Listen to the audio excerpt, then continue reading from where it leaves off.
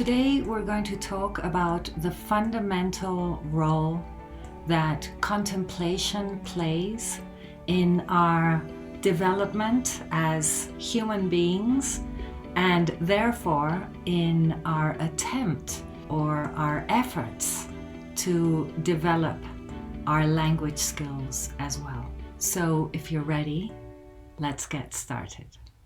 Hello, my name is Tanya Meyer. I'm the founder of the Confident English Training Program, aimed at advanced learners, expert professionals looking to become more confident and fluent in their English. Possibly people who have been studying English for a long time, but feel stuck, anxious, frustrated, and unable, for whatever reason, to use English in their day-to-day life, to integrate English into who they are, to make English a part of their day-to-day. So Confident English Training, which you can find a link for in the description box below, is a program that operates at the intersection between efficient language acquisition and use, the practice of awareness raising, and happiness, joy, appreciation. What's not to love?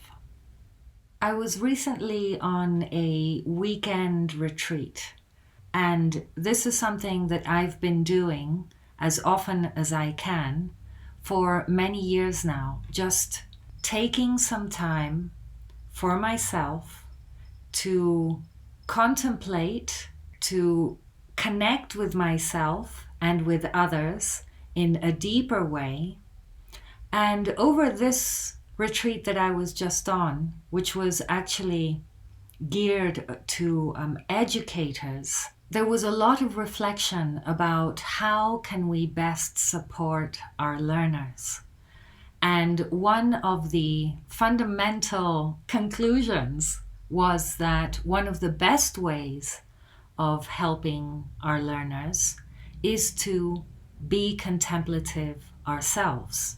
In other words, to make sure that we are in a position of calm and well-being so that we are available to our learners for whatever the needs they might have.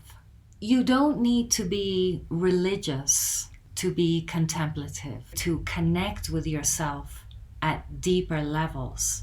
And I think that this is a very important understanding that we need to have as human beings. But if you're trying to develop your language skills, then it is through the practice of contemplation that you can connect with yourself at a deeper level. And when you do that, the result is going to be much more grounding, much more confidence, and much more skillfulness in expressing yourself in whatever situation you might be. And so why do I talk about contemplative practices? Well, because many of us are so disconnected. And so when there's not that connection, then we go around kind of in a zombie way, like a floating ghost that lives, in the head and behaves according to ideas, according to habits, according to patterns that could be learnt or could be ancestral or could be cultural, but without questioning, without looking a little bit more deeply. And the problem with that is that when we live in that way, without the connection that I'm talking about, then there doesn't seem to be any time for anything. You know, that we're in a hurry, we've got a million things to do. You know, things are so stressful. There's so much drama. There's so much interpretation. There's so much analyzing intellectually. And none of that is helpful for language skills development. And so this decision to say, okay, I'm going to do it. I'm already a practitioner. For example, it might be the case that you already practice mindfulness, that you're already aware. This step of giving yourself a few days to go on a retreat and contemplate the beauty of nature and feel connected to Mother Earth and discuss questions of deep ecology, for example, and speak with colleagues. Well, in my case, I was speaking with colleagues about the education industry and how we can support our learners more effectively. All of that, you know, to be in community, to eat in community, to walk in community, to sit in community, to listen to each other, all of that is so deeply nourishing. It's so incredibly helpful that I thought, okay, well, I'm going to film a video about how these practices, or taking some space, taking some time to go and dedicate it to oneself, can really transform everything. What I am talking about basically is the understanding that unless we are well, unless things are okay, which we can work towards, they can be, most times they are okay, although we might not see things that way,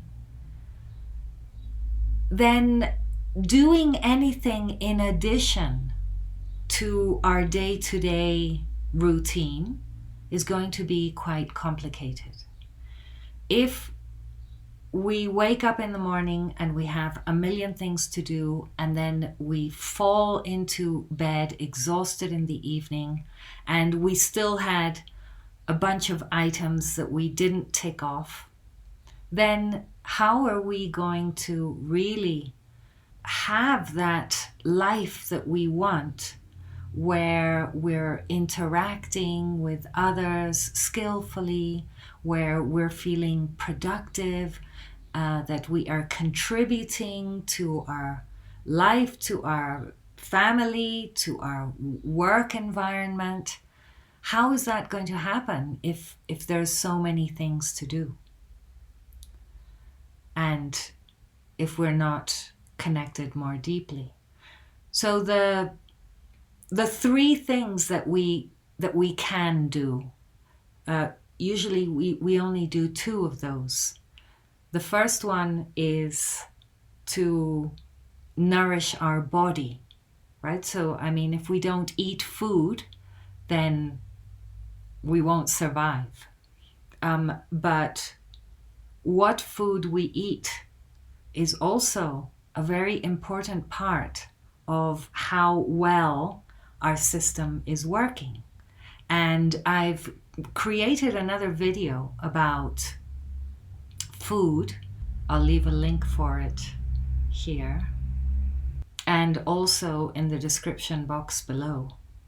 But the question of food is also quite, you know, I could be here for hours talking about food, because so many people, so many experts have different opinions about what constitutes a healthy diet and what doesn't.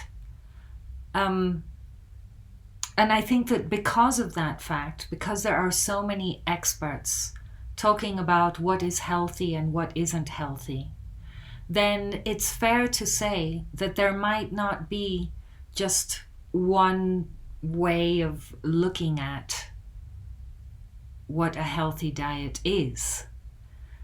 What I'm talking about when I talk about a healthy diet is a diet that includes ethical aspects to it.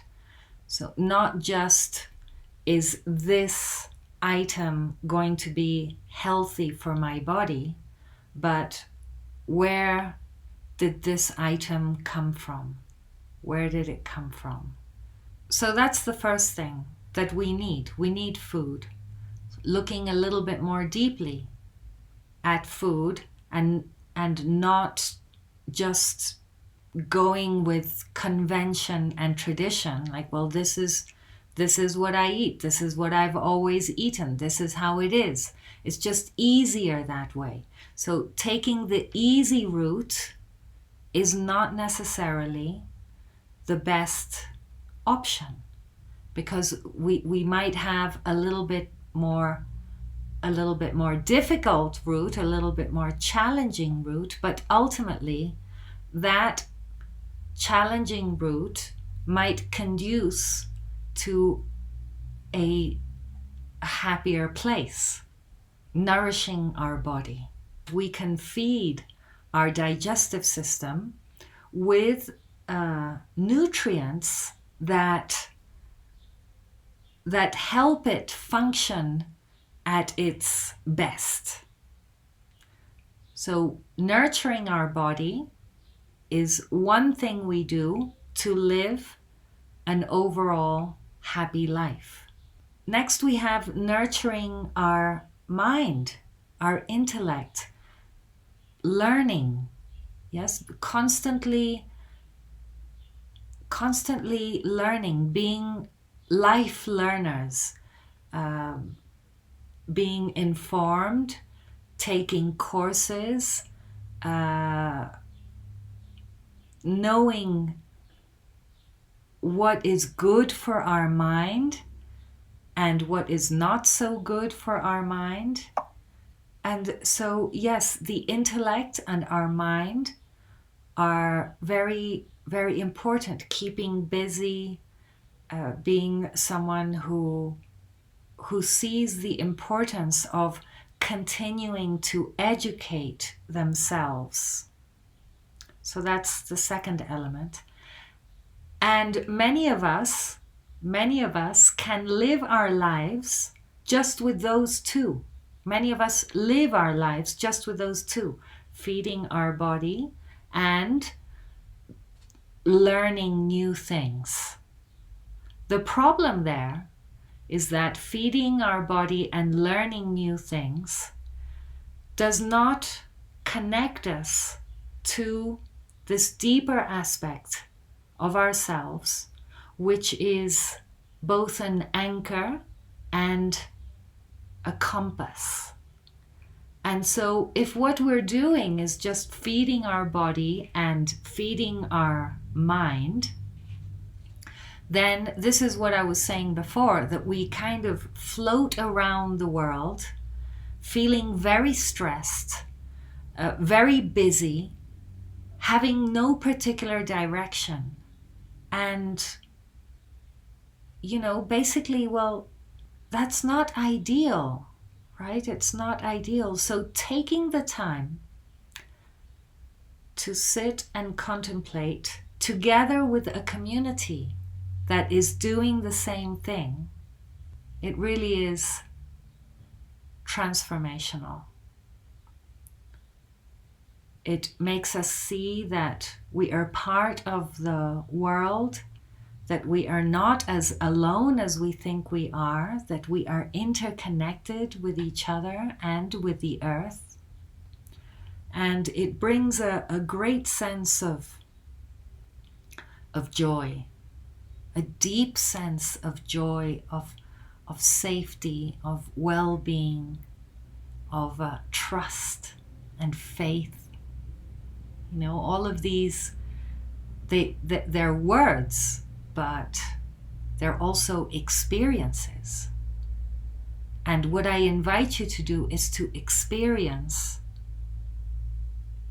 this kind of contemplative practice. So what do we do on these retreats? What would you do if you went on a spiritual retreat, a secular spiritual retreat?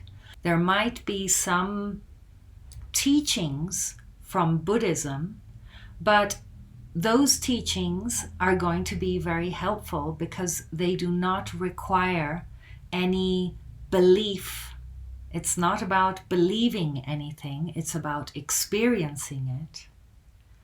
And because they are not in conflict in any way with whatever spiritual tradition you come from. So there might be teachings that are going to be very helpful. And so that's a short part of the day where teachings happen.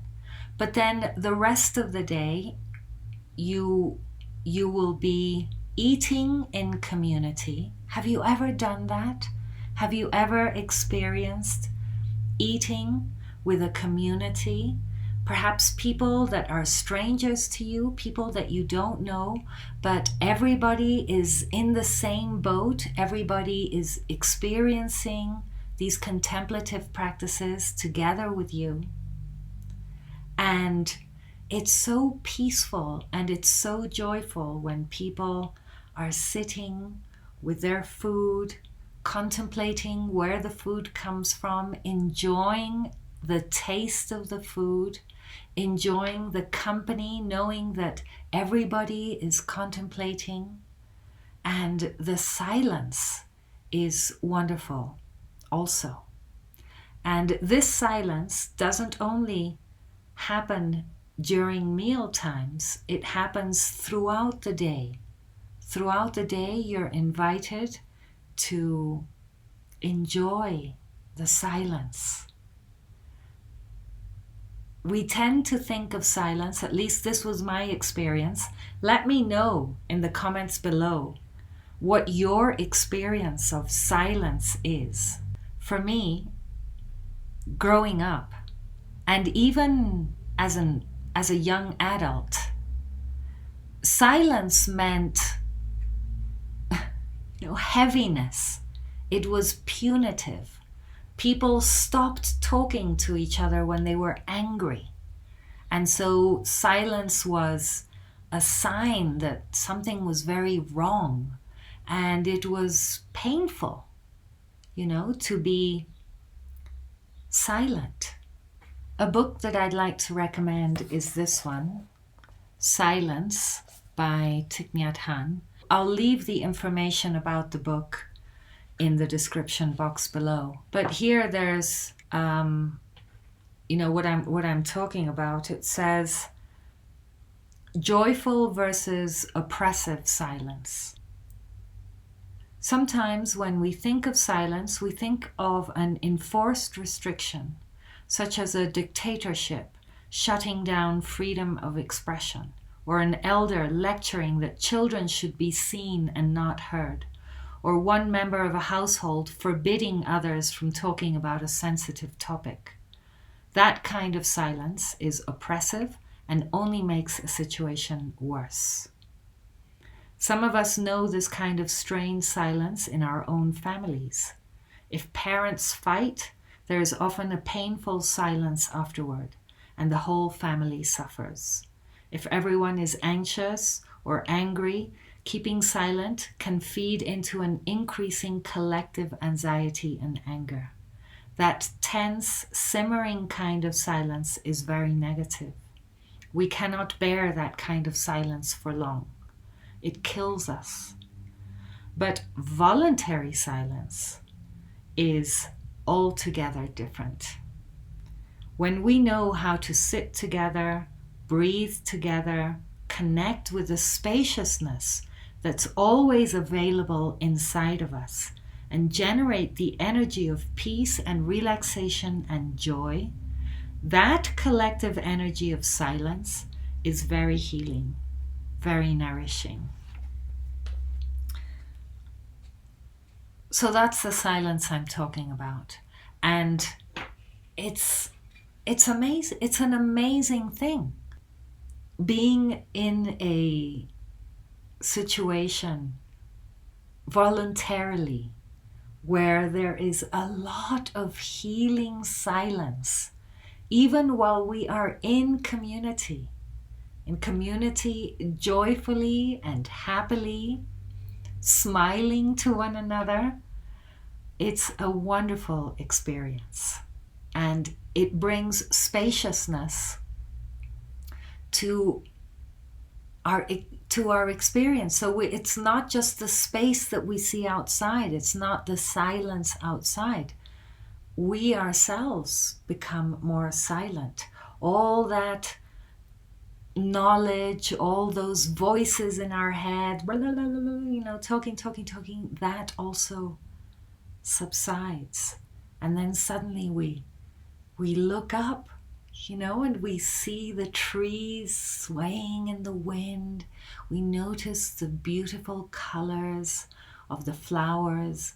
We look at the sky.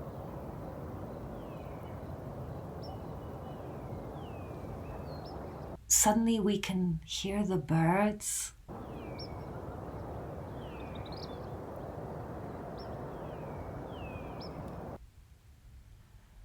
When was the last time you consciously heard the birds?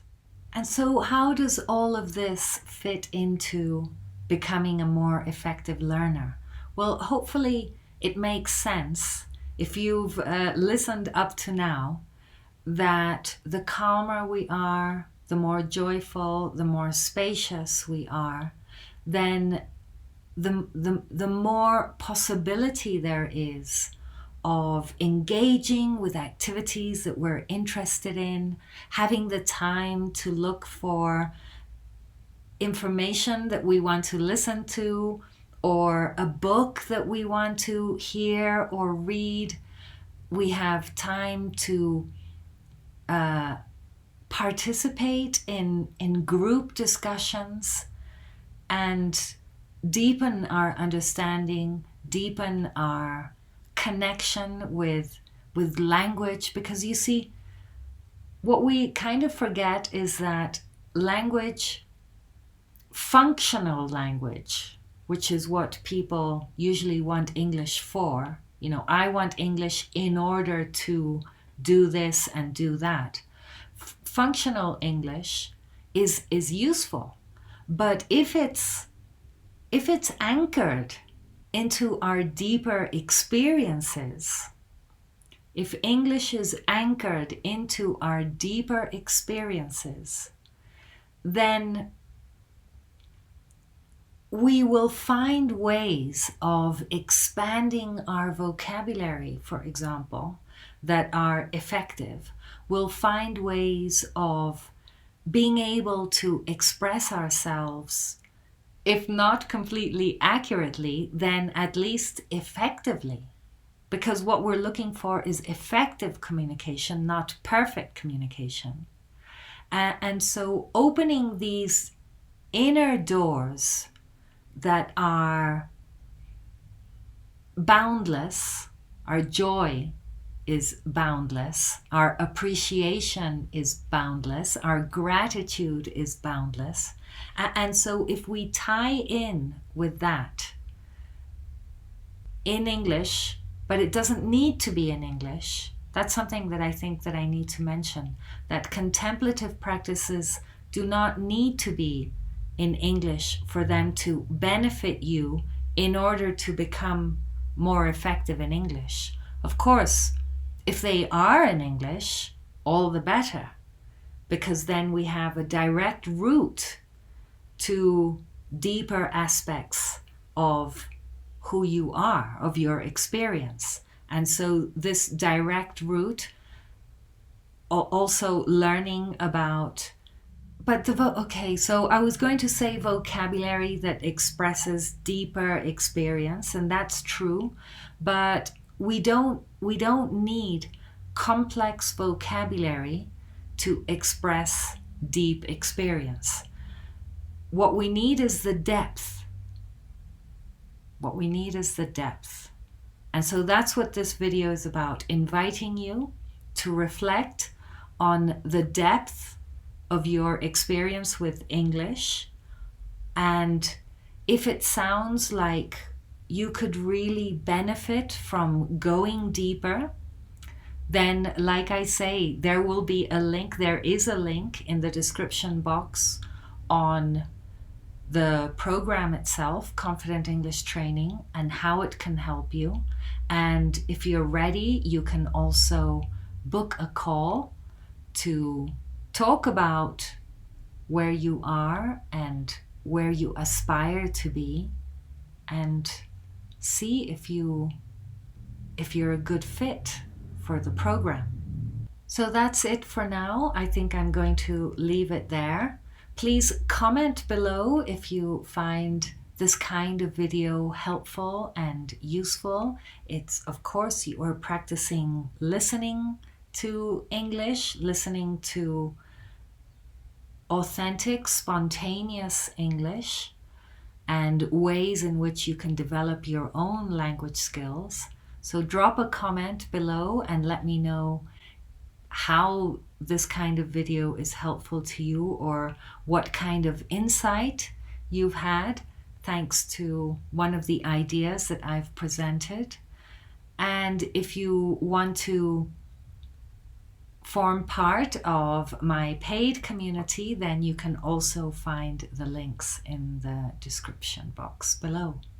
Remember that you can download my free guide, 8 Steps to Revolutionize Your English, full of tips, suggestions, and ideas that you can implement straight away to start making those changes and start perceiving English from a different perspective, or incorporating English more effectively.